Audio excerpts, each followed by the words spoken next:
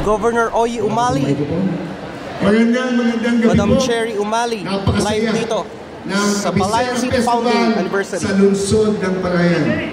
Ang aking pong kasama, ang aking nag-iisang asawa sa ngayon at sa habang panahon. Bigay ko muna mikropono kay Congressman Cherry para mabati po at makiisa sa kasiyahan na pinagdiriwang ang ka-59 na anibersaryo ng lungsod ng Palayan.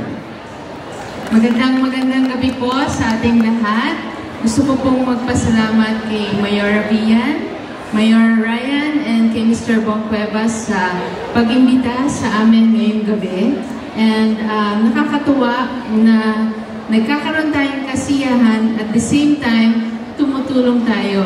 Yes, this is not the first time na kahit tayo ay nagdiriwang sa lungsod ng Palayan, meron pong magkakaroon ng pagtulong sa ibang probinsya.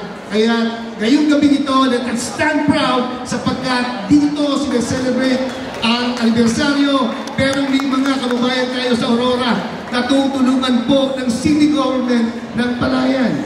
At pinapakita rito ang kagandahang puso ng ating mga kapwa Noviziano. Of course, ang pamilya Cuevas na noon pa man ay ginagawa na ang itong klaseng pagtulong.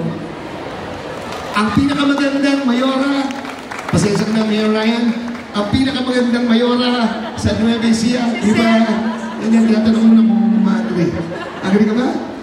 Pinakamagandang mayora po sa probinsya ng Nueva Ecija, of course, si Mayor Vian. With all due respect to Mayor Ryan. So, hindi na po kami magtatagal. Gusto po namin magkaroon ng mas mahabang time para sa ating mga artists para maging mas masaya ang lahat ng At sa pagdiriwang po ng ika-6 na pong anibersaryo ng lungsod ng Palayan, gusto po namin makibahagi sa saya, dagdagan ang selebrasyon at tulungan sapagkat ang kabisera ng Nueva Ecija ay ang lungsod ng Palayan. Mabuhay ang lungsod ng Palayan! Mabuhay po ang lalawigan ng Nueva Ecija! One more time!